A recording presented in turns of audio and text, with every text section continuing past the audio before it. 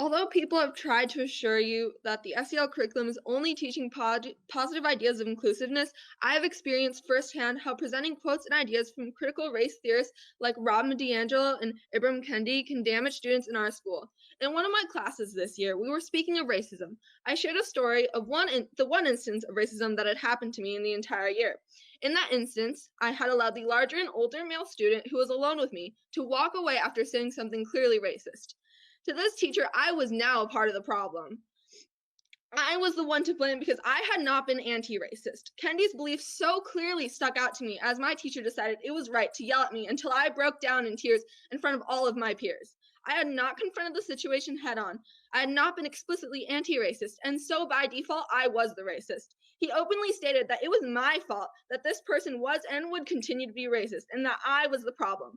By supporting ideas such as racist or anti-racist, you motivated this teacher to speak that way. This teacher apologized for his actions by stating he would never understand how I felt due to my race and sex because, quote, society will always treat you like you are way down here. As he as he placed his hands 2 feet off the ground.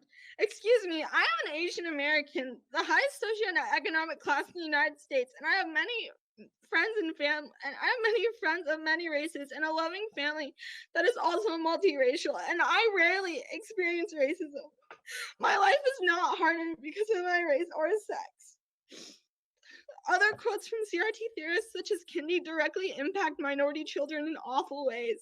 They are very decisive and generalize a whole race of people to create a negative image of them. For a child who is adopted, these quotes can easily lead to them feeling like they are unloved by their parents, which destroys the child's perception of their closest support system, hurting their mental and emotional health. For mixed race, half white children like me, a whole nother level of complexity is added.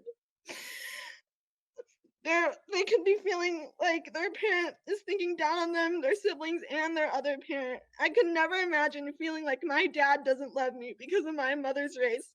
And I know that it would absolutely destroy me if I thought that.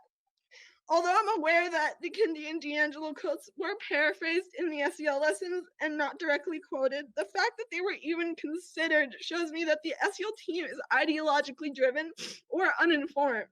Either way, it shows an acute lack of caring for the mental and emotional health of Penn students. Presenting these ideas in a high school does more damage than good. I truly believe that kids should be taught to love each other regardless of race, but I've demonstrated to you that the way that in which the SEL team has gone about it is ineffective and dangerous. Thank you.